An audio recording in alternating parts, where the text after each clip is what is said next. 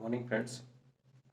आज हम एक तर्कसंगत विश्लेषण करेंगे कि अगर हम कोई चीज़ का जो है फाइंड आउट करते हैं, वो अगर किसी मैथमेटिकल मॉडल पे बेस लॉजिक के थ्रू फाइंड आउट कर रहे हैं तो कैसे क्या उसके फीचर्स हैं, और अगर उसको हम नेचुरल लॉजिक के थ्रू फाइंड आउट कर सकते हैं तो कौन सा ज़्यादा बेटर माध्यम है। सबसे पहले हम बात करेंगे साइंस और नेचुरल लॉजिक में कैसे हम डिफरेंस कैसे क्रिएट करते हैं। सपोज मैथ जो बोलते हैं, मैथ जो है ब्रह्मांड में हर चीज़ के लिए उसको लॉजिक देने के लिए मैथ का फॉर्मेशन हुआ है। छोटी है, बड़ी है, नंबर्स, और फिर आप किसी भी चीज़ का फॉर्मूलेशन, वो आपका मैथमेटिक्स के थ्रू होता है। मतलब हर ब्रह्मांड में जितनी भी चीज़ें हैं उसको मैथमेटिक्स के फॉर्म में आप जो है लॉजिक फॉर्म कर सकते हैं। और बहुत सारी ऐसी चीज़ें होंगी जो मैथमेटिक्स के बियॉन्ड होंगी और वो भी एग्जिस्टेंस में होंगी। सपोज जैसे हमें सर्किल का मालूम है, सर्किल का एरिया पाई आर स्क्वायर है। अगर स्क्वायर है तो ए स्क्वायर है, और उसके बाद अगर बेलन है आपका तो उसका पाई आर स्क्वायर एच है। और बहुत सारी ऐसी चीज़ें हो सकते हैं। थ्री डायमेंशन कुछ इस तरह का शेप है, तो क्या वो कोई एरिया फॉर्म नहीं कर रहा है, वो कैप्चर नहीं कर रहा है, कर रहा है। उसका मैथमेटिकल कोई फार्मूला नहीं है, या मैथमेटिकल फार्मूला आप क्रिएट नहीं कर सकते चीज़ों का, तो क्या वो एग्जिस्टेंस में नहीं है? फिर भी वो एग्जिस्टेंस में है, पर वो नेचुरल लॉजिक के थ्रू समझी जा सकती हैं। उसको मैथमेटिकल लॉजिक के थ्रू आप नहीं समझ सकते हैं। ना उसको जो है, मतलब मैं ये कहना चाहता हूँ कि साइंस और मैथमेटिक्स के परे जो चीज़ें हैं वो अगर आपको समझना है तो उसके लिए नेचुरल लॉजिक का सहारा लेना पड़ेगा। नेचुरल लॉजिक क्या है, मैं उसको बाद में समझाऊंगा। पहले मैं ये समझना चाहूँगा कि मैं चीज़ों को किस बेस पे एक्सेप्ट करता हूँ, या चीज़ों को कैसे सोचता हूँ, उसका एक तरीका समझाता हूँ मैं। मैंने बहुत सारे नॉवेल्स, बहुत सारी चीज़ों अंग्रेजी लिटरेचर्स में पढ़ा है कि action is more louder than words. मतलब कार्य जो है वो सबसे ज़्यादा चीज़ों को वो करता है, प्रभावशाली ज़्यादा है। और मैं इस संदर्भ में कुछ बातें आपके सामने रखना चाहता हूँ, तर्कसंगत बातें। अगर आपको सही लगे तो ठीक है, नहीं लगे तो आप अपने हिसाब से परसेप्शन रख सकते हैं, जैसे आप आज तक रखते आ रहे हैं। तो बोला गया है action is louder than word. अब मैं बात सबसे स्टार्टिंग से करूँगा कि सबसे पहले क्या होगा जब नेचर में एग्जिस्टेंस आया होगा अर्थ का, उसमें सबसे पहली चीज़ क्या होगी आदमी के पास या किसी जानवर के पास? वो होगा उसका साउंड सिस्टम। सबसे पहले साउंड आया होगा एक, उस साउंड से ही फिर क्रिएशन हुआ होगा वर्ड का। और जैसा कि आप पुराने वेदों में भी लिखा गया है, माहेश्वर सूत्र है एक, वो भगवान से शिव शंकर के डमरू से जो है कुछ आवाज़ निकली, उस आवाज़ को जो है महर्षि पाणिनि ने शब्दों में कन्वर्ट किया। एक श्लोक लिखा उसमें उन्होंने, आई उड़ेलेरी के ओटे आऊच अवर लड़िम गणनम जब गड़गड़ जब दस कब जड़ तो कब सूत्र।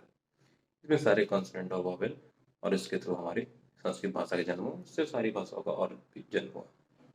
तो यहाँ से ये चीज़ प्रूव हो गया, इससे पहले साउंड आया होगा। और साउंड चूंकि नेचुरल है, सागर का भी साउंड है, हवा का भी साउंड है, जानवर भी एक साउंड के माध्यम से एक दूसरे से कम्युनिकेट करते हैं। कोई लैंग्वेज जैसे उनके पास कोई शब्द नहीं है।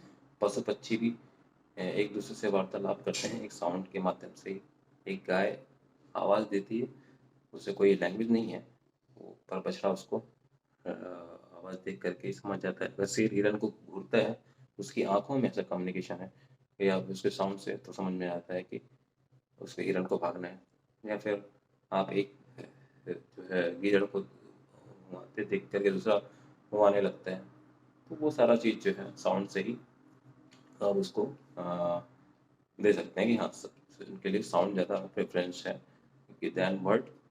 और अब बात होगी साउंड, मतलब यहाँ से ये प्रूफ है कि sound is more louder than words. तो पहले साउंड आया होगा, उसके बाद शब्द आए होंगे। पहले ध्वनि आई होगी, ध्वनि से शब्द आया होगा। ध्वनि कैसे कि आकाशीय बिजली में ध्वनि है, हवा में ध्वनि है, हर चीज़ में ध्वनि। वहाँ से ध्वनि के थ्रू हमने शब्दों का चयन किया होगा। अब शब्दों से फिर हम कार्य किए होंगे। कोई भी चीज़ को अगर प्रिजर्व करना है तो उसको साइंस एंड टेक्नोलॉजी से आप प्रिजर्व नहीं कर सकते हैं। तो बहुत दिन तक नहीं रह सकते हैं, क्योंकि नेचुरल बेस आपका साउंड है। तो साउंड के माध्यम से आज भी आप देखते हैं चीज़ों को ज़्यादा दिन तक अगर प्रिजर्व करना है, लाखों to 1.5 लाख साल पुरानी बात है द्वापर युग की, जब श्री कृष्ण भगवान ने भगवत गीता में आपका श्लोक पढ़े थे अर्जुन के लिए, वो आज तक आपको साइंटिफिकली यहाँ पे फ्रीक्वेंसी के माध्यम से जो है अभी भी उसको वो चीज़ें हैं उसका प्रूफ मिल रहे हैं, उस पर रिसर्च भी चल रहा है। तो वो आज तक प्रिजर्व्ड है। क्यों? क्योंकि वो नेचुरली ओरिजिनेट थे, नेचुरली ओरिजिनेट साउंड जो है वो नेचुरली ओरिजिनेट होता है, वो कभी डिस्ट्रॉय नहीं होगा, वो ज़्यादा दिन तक प्रिजर्व होगा। पर अगर आपने उसे शब्द बना लिया, तो शब्द तो मैनिपुलेटेड हो गए, ह्यूमन ने बनाया, ये जानवरों ने तो कोई शब्द बनाया नहीं। तो शब्द जब आदमी ने बनाया, मैन मेड चीज़ें वो एक लिमिट में होती हैं, जो नेचुरल चीज़ें होती हैं वो बियॉन्ड लिमिट होती हैं। तो मैन मेड मैक्सिमम हो सकता है आपका पुरातत्वविद जो है वो 1000 1500 साल पुरानी चीज़ें लिखित कहीं से फाइंड आउट कर सकते हैं, पर वो लाखों करोड़ों वर्ष की चीज़ें, पुरानी चीज़ें नहीं प्रिजर्व कर सकते हैं, क्योंकि वो नेचुरल मीडियम के थ्रू नहीं है। उनका लॉजिक जो है वो साइंस के थ्रू है। उन्होंने वहाँ पे नेचुरल नहीं गए, वहाँ पे उन्होंने अपना हाथ से शब्द बनाए दिमाग से, तो उसके बाद वो चीज़ें उतने दिन तक ही प्रिजर्व होंगी, 1000 2000। अगर आपको बहुत ज़्यादा दिन, तो यहाँ से भी एक चीज़ समझ में आ जाएगी आपको कि नेचुरल ग्रोइंग प्रोसेस जो है वो ज़्यादा प्रिजर्वेटिव है, मतलब उसका सस्टेनेबिलिटी ज़्यादा है। नैन जो है अभी आपका जो है साइंस और लॉजिक के थ्रू जो आप मैथमेटिकल फॉर्मेशन के थ्रू जो आप लॉजिक देते हैं उससे ज़्यादा बेहतर है आपका नेचुरल फॉर्मेशन। एक बात हो गई। दूसरी बात ये कि अब शब्द आ गया, चलिए हमारे पास शब्द के बाद फिर आया एक्शन। वो अब कैसे समझेंगे हम? उसके लिए हम दो एग्जाम्पल दूंगा। पहला तो ओम का एग्जाम्पल दूंगा। ओम एक ब्लैंक वर्ड है। ब्लैंक वर्ड जैसे ब्लैंक पेज होता है, उस पर आप कुछ भी लिख सकते हैं अपने विचार, खाली दिमाग होता है, उसमें आप कुछ भी विचार भर सकते हैं। तो ऐसे ही ब्लैंक वर्ड है। ब्लैंक वर्ड वो वर्ड है जिससे सारे वर्ड ओरिजिनेट हुए हैं, सारी चीज़ें वहाँ से ओरिजिनेट हुई हैं, क्योंकि वो ब्लैंक है। मतलब ओम का शब्द का अर्थ क्या है वो ना लोग पता कर पाएंगे ना पहले पता किया गया, उससे पूरे ब्रह्मांड की संरचना हो गया, ऐसा बोलते हैं। तो ओम शब्द जो है ज़्यादा लाउडर है, कि उससे कोई एक्शन ऐसा नहीं हो सकता जो ओम शब्द से ज़्यादा पावरफुल हो जाए, ऐसा नहीं है। ये तो एक लॉजिक हो गया, उसको बहुत से लोग मान सकते हैं, बहुत से लोग नहीं मानेंगे। दूसरा लॉजिक ये है कि वाल्मीकि ने सबसे पहले रामायण लिखी शब्दों की भाषा में, मतलब बोली, बोलने के बाद उसको लिखा गया, लिखने के बाद भगवान राम का जन्म हुआ, सीता जी को रावण लेके गया और फिर रावण का वध करके उन्होंने जो है विजय प्राप्त करके उन्होंने पाप पे जो है पुण्य की विजय, जैसे जो लोग बोलते हैं विजयादशमी वगैरह, उसके बाद ये सारी चीज़ें हुई। पहले चीज़ें बोली गई, फिर लिखी गई, लिखने के बाद वो कार्यान्वित हुई। तो मेरा ये कहना है कि word is more powerful than आपका word, word is more powerful than action.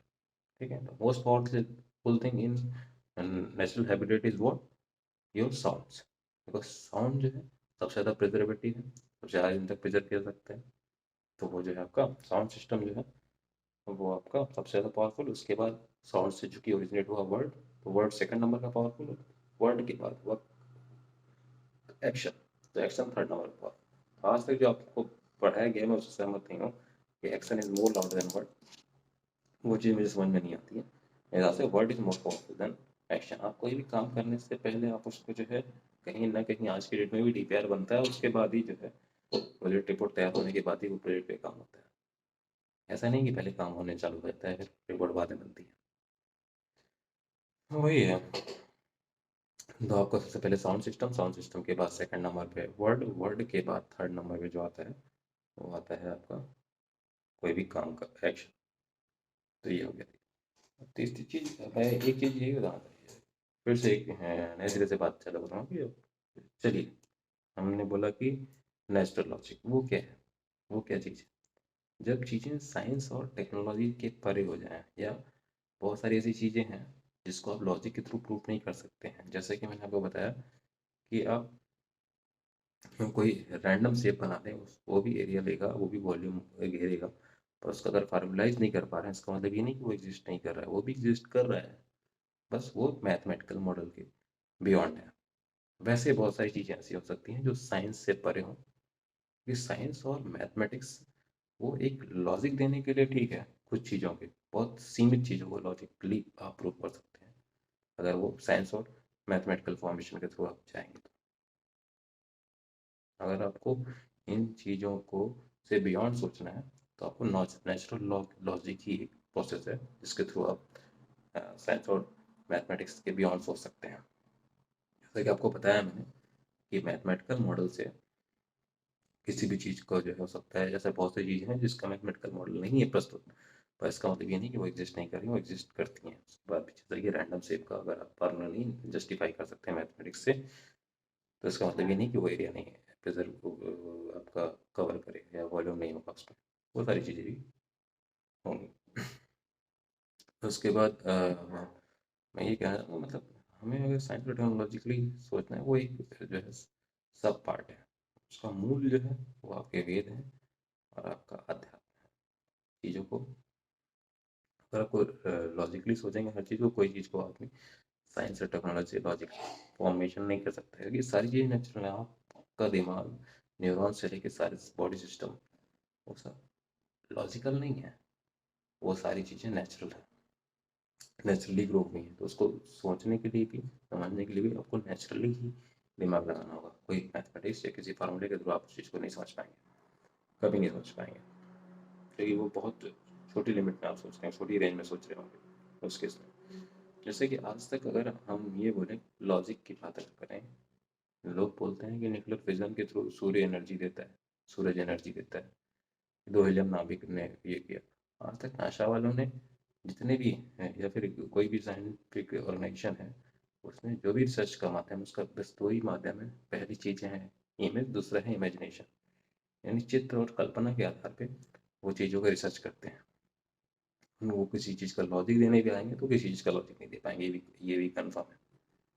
मतलब मैक्सिमम चांसेस यही है कि बहुत सारी चीज़ों का लॉजिक नहीं दे सकते हैं, किसी भी चीज़ का मैथमेटिकल फॉर्मेशन में हर चीज़ को वो साइंटिफिकली प्रूफ नहीं कर सकते हैं। और सूर्य से कितने रेडिएशन निकले, उनको यहाँ तक आने में कितने सारे जो है आपके परत होंगी, तो उसके लिए भी उनको लिमिटेड चीज़ें मालूम है। ओजोन लेयर के नीचे टोपोस्फेयर, स्ट्रेटोस्फेयर, ये सारी चीज़ें जो आपने पढ़ी होंगी। तो उसके अलावा भी कितनी सारी ऐसे परतें होंगी जो आदमी के बियॉन्ड है, पर ऐसा नहीं कि वो चीज़ें नहीं है। अगर आदमी एक ओजोन लेयर के ऊपर खाली सूर्य होता तो हो सकता है कि पृथ्वी यहाँ एग्जिस्ट नहीं कर रही होती। बहुत सारी चीज़ें हो सकता है कि ओजोन लेयर के पीछे भी बहुत सारी लेयर्स होंगी जो वहाँ के रेडिएशन को इस तरह से बनाती है कि यहाँ पे पृथ्वी पे पानी व ये पांचों तत्व, जल, पवन, गगन, सवेग, ये पांचों तत्व जो है उद्गमित होकर के इंसान की जो है प्रकृति के अनुसार इंसान की उत्पत्ति के लिए सहायक हुआ। आपका जमीन, आसमान, हवा, आग और वायु, ये सारी पांचों तत्व जो है उससे हमें बना, आप बने, ब्रह्मांड के हर चीज़ उसी से बनी। तो वो सारी चीज़ें जो है आप, मेरे कहने का मतलब ये है कि मैथमेटिकल और साइंस के फॉर्म में नहीं कर सकते। मैथमेटिक्स और साइंस जो है वो लिमिटेड चीज़ को फॉर्मलाइज करने के लिए या लॉजिक देने के लिए तो ठीक है, पर हर चीज़ें लॉजिकली प्रूफ हो, ये कोई लॉजिक नहीं है। बहुत सारी ऐसी चीज़ें होती है जो लॉजिक के परे होंगी, पर उसका लॉजिक आप नेचुरली ढूंढ सकते हैं, नेचुरल लॉजिक के थ्रू ढूंढ सकते हैं। तो एग्जाम्पल मैं देना चाहूँगा, जैसे कि आज तक लोग कई संज्ञान का विषय है आज की डेट में रिसर्च में, कि लोग ये जानने की कोशिश कर रहे हैं साइंस एंड टेक्नोलॉजी के माध्यम से कि पृथ्वी के अंदर क्या है। बहुत सारी भूगोल की किताबें भी हैं जिसमें ये लिखा गया है कि सबसे नीचे कोर है, फिर मंडल है, फिर उसके ऊपर क्रस्ट है, नीचे आग है। मैं इसको एक नेचुरल लॉजिक के थ्रू कैसे सोचेंगे वो बता करके एग्जाम्पल के तौर पर आपको समझाऊंगी नेचुरल लॉजिक क्या है और साइंस और टेक्नोलॉजी का लॉजिक क्या है। और ज़्यादा आसान कौन है और ज़्यादा सही कौन है, दोनों चीज़ कंपेरिजन में। जैसे नेचुरल लॉजिक कैसे हम जाएंगे, हम फिर से जाएंगे नेचुरल तरीके से कि पृथ्वी का एग्जिस्टेंस कैसे हुआ। वो सूरज से हुआ, सूरज से पृथ्वी अलग होगी। पहले आग का गोला था, धीरे धीरे बाहर का परत ठंडा हो गया और फिर जो है वहाँ पे आदमी का जीवन का विकास हुआ, पानी का विकास हुआ, सारी चीज़ें। तो उसको हम इस तरह समझें कि एक कोई बड़ा सा जो है कोयला कोयला है, कोयले का बड़ा बड़े मतलब बड़े आकार का कोयला है, उसको खूब रेड हॉट कर दिया मैंने, गरम करके उसमें से कुछ टूट करके छोटा छोटा टुकड़ा बाहर गिरा। अब क्योंकि मूल वो गर्म कोयला है और जो छोटा कोयला गिरा होता है दूर गिरा, वो उसका बाहरी परत सबसे पहले ठंडा होगा तो उसका बाहरी परत ठंडा होगा, पर उसके अंदर क्या होगा, क्योंकि उसका मूल वो गर्म कोयला है, उसका भी मूल गर्म कोयला है, वो दबाने पे वो अंदर गर्मी होगी। सेम चीज़ पृथ्वी भी है, चूंकि सूरज के से ही निकली है, मूल उसका सूरज है, तो उसके अंदर भी आग ही होगी, और दूसरी चीज़ नहीं हो सकती है।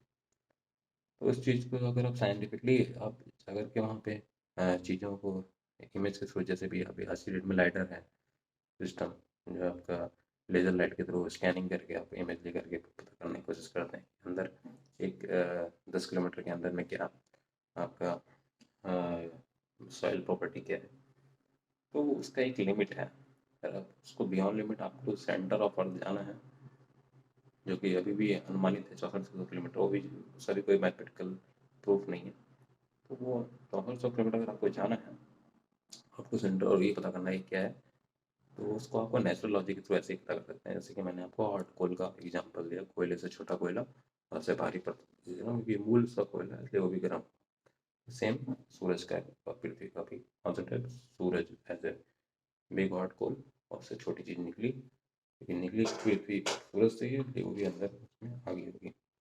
ये नेचुरल लॉजिक हो गया। तो दो तीन चीज़ें फिर से कंक्लूजन के रूप में बोल दूंगा मैं। पहला तो ये कि अगर कोई भी चीज़ को आप लॉजिक या मैथमेटिकल फार्मूला या साइंस के थ्रू उसको लॉजिक नहीं दे पा रहे हैं, तो इसका मतलब ये ऐसा नहीं है कि वो एग्जिस्टेंस में नहीं है। बहुत सारी ऐसी चीज़ें हैं ब्रह्मांड में जिनका एग्जिस्टेंस है, पर आप उसको मैथमेटिकली प्रूफ नहीं कर सकते हैं। पर अगर आप नेचुरल देखेंगे, नेचुरल लॉजिक के थ्रू आप बहुत आसानी से उसको ईजिली एक्सेप्ट करने के लिए तैयार हो जाएंगे और प्रूफ भी कर सकते हैं। एक चीज़। दूसरी चीज़ ये, जो आज तक लोग बोलते हैं action is louder than word, वो मेरे हिसाब से परसेप्शन से गलत है। सबसे ज़्यादा लाउडर साउंड्स है। साउंड्स, पर्वत, झील, आकाश, जानवर, किसी की कोई लैंग्वेज नहीं है, सब पहले साउंड के माध्यम से ही स्टार्ट है। नेचुरल जो है वो साउंड ही है, और साउंड के बाद सेकंड नंबर पे उससे वर्ड जनरेट हुआ, जैसे कि मैंने आपको बताया माहेश्वर श्रोत्र से संस्कृत लैंग्वेज, और फिर वर्ड के बाद कार्य। तो action is louder than words की जगह आप बोलेंगे word is louder than action. अब शब्द जो है वो आपके कार्य से ज़्यादा लाउडर है। आप पहले शब्द की रचना करते हैं, उसके बाद कार्य कार्यान्वित होता है, कार्यान्वित होता है। हर चीज़ में जो है आपको शुरू से लेके लास्ट तक इस तरह से सोचेंगे आप नेचुरली, आपको मेरी चीज़ें समझ में आएंगी। अगर फिर भी ना समझ में आए तो आप जो है कमेंट बॉक्स में डालेंगे कमेंट, मैं आपका जो है हर चीज़ को मैथमेटिकल मॉडल से तो नहीं कर पाऊँगा, पर हाँ नेचुरल प्रोसेस से हर चीज़ को जस्टिफाई करने की कोशिश करूँगा, क्योंकि natural process is the best process, जिससे आपकी संरचना हुई है और आपका एग्जिस्टेंस आया है। पृथ्वी की संरचना, सारी चीज़ों की संरचना नेचुरली हुई है, तो आपकी थिंकिंग भी जो है वो नेचुरल होनी चाहिए, किसी मैथमेटिक्स या साइंस के बेस पे नहीं। बहुत सारी ऐसी चीज़ें हैं जो इनसे परे हैं, उसको आप मैथमेटिकली प्रूफ नहीं कर पाएंगे, पर वो चीज़ें भी हमेशा अ, रहेंगी इस ब्रह्मांड में विद्यमान। धन्यवाद दोस्तों।